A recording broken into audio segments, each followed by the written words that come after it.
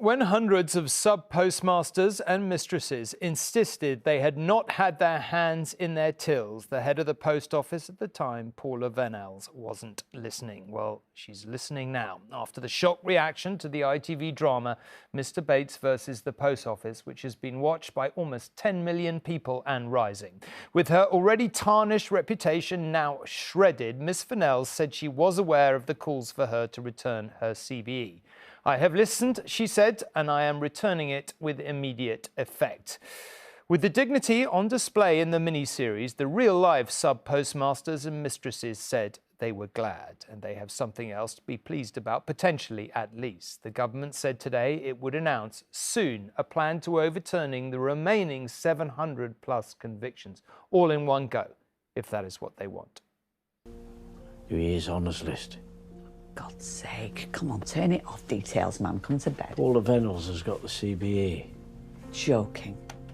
It is one of the greatest miscarriages of justice in recent history. Yet, some of those at the very top of the post office received honours for their service. But since the ITV drama, pressure has been mounting on Paula Venells, with more than 1 million people signing a petition to have her stripped of her CBE.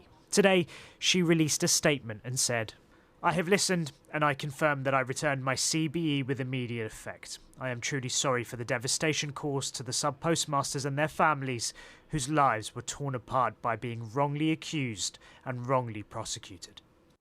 For Ian Warren, a former sub-postmaster who says his life was ruined by this scandal, this is just one small step in the right direction. I think she has made a very wise decision to hand it back herself. She should be made to suffer what we did, be prosecuted and let the law take its course. Ian still hasn't been compensated, and those who have worked on getting sub-postmasters justice are aware more needs to be done. Do you think returning the CBE is enough? No. There were so many questions that were going unanswered. That questions that MPs were putting to her, and she either didn't know the answers when she should have been finding them out, or she did know the answers and was not telling them to us.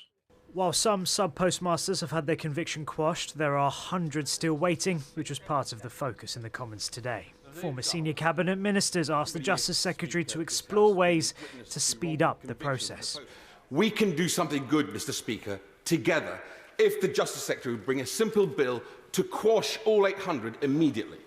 The suggestion he made is receiving active consideration. I expect to be able to make further announcements shortly. But there are ethical questions about whether Parliament should intervene in an independent judiciary in this way. There is, however, clearly consensus across the political spectrum to overturn these convictions, but we are waiting on how and when that will happen. Shihab Khan, News at 10, Westminster. So who are the key figures in this scandal? Well, much of the criticism has fallen on Paula Venells, who was chief executive of the Post Office between 2012 and 2019. But there are others facing questions too. Adam Crozier was chief executive of Royal Mail Group from 2003 to 2010, when it controlled the Post Office. And Angela van der Bogard was former head of partnerships and business improvement director at the Post Office. She was a central figure at the hearings. Politicians have also faced criticism. Sir Ed Davey, current leader of the Lib Dems, among them, who was Postal Affairs Minister during the coalition. He initially refused to even meet Mr Bates. He now says he was misled by Post Office executives at the time. Other Liberal Democrats held the role after him, including Sir Norman Lamb and former leader Joe Swinson.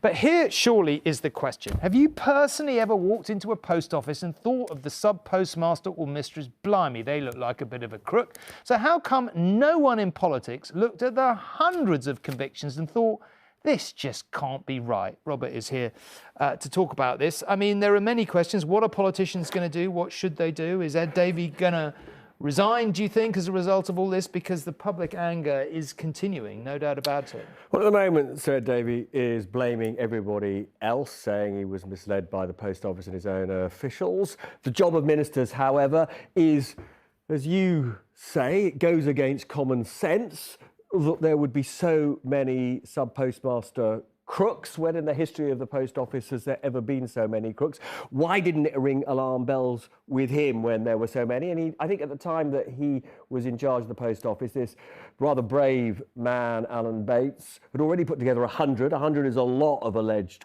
and Ed Davey didn't think, oh, this is a bit odd. Why didn't he ask the post office, he was in charge as the minister of this operation, and his officials for evidence that these people were all wrong? So he's still got more questions to answer, absolutely no question about that. But then you've gone through the litany of other people who could have at an earlier stage stood up and said what our systems show goes against all common sense.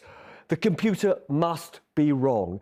And it's really quite terrifying in one sense that we're about to go into this age of AI when we're going to be delegating enormous numbers of operations to machines.